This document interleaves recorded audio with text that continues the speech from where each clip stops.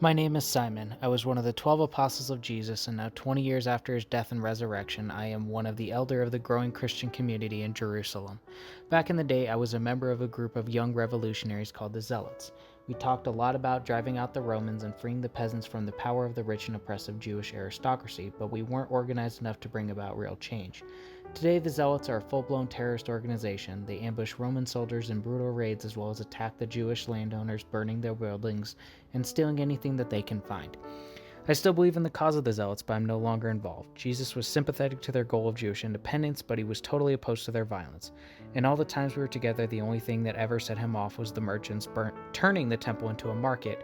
He didn't hurt anyone, but he spilled a lot of money on the ground and set some animals free.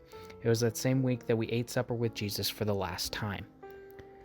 Earlier that morning, several of us had asked Jesus where we were going to celebrate the Seder, the special Passover meal. It had been eaten within the walls of the city of Jerusalem, and most of us were camped in the Gethsemane Olive Garden just outside the walls. Jesus and the group we jokingly called the Executive Committee, Peter, Andrew, James, John, and Judas, were all staying at the house of Jesus' dear friend Lazarus in the village of Bethany on the other side of the Mount of Olives. Neither place was inside the city walls, so we had to find a room. Jesus had already made arrangements. He told Peter, John, Nathanael, and me to go into the city, and we would be met by a man with a water jar who would lead us to a house. When we got there, we were supposed to say to the owner, "The rabbi wants us to see the room that has been prepared for our celebration of Passover." By early afternoon, we had purchased the food and taken everything except the lamb back to the upper room. Then we went back to the animal merchant, picked up our lamb, and headed for the temple. The temple area was the busiest place I had ever seen. Several thousand people were milling around the huge temple courtyard.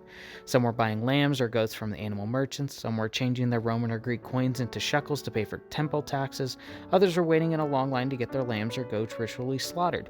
People were chattering excitedly. Animals were making nervous sounds if they knew what was going to happen next.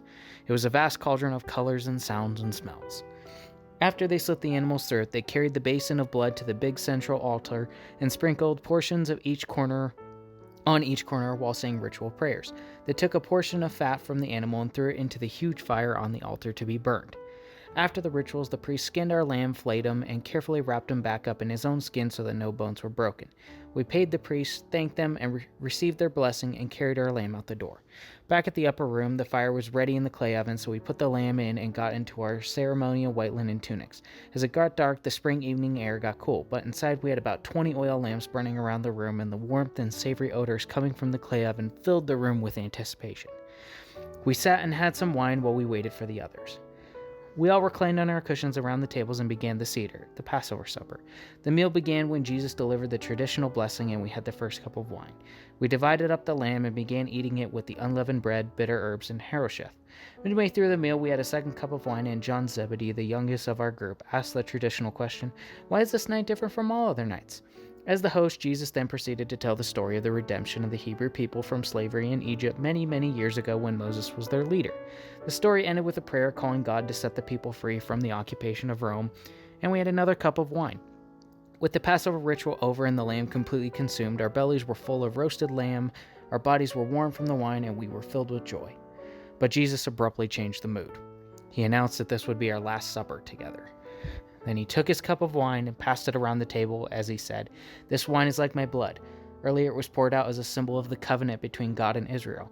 Now it represents a new covenant between God and all of humankind. From now on, whenever you drink wine, remember that my blood was shed for you."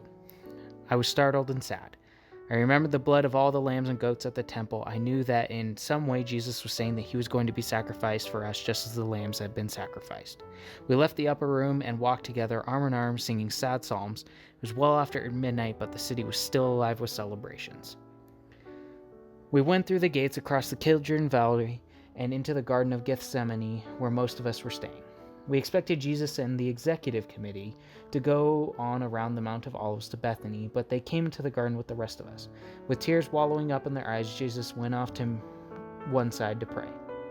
Some of the group fell asleep.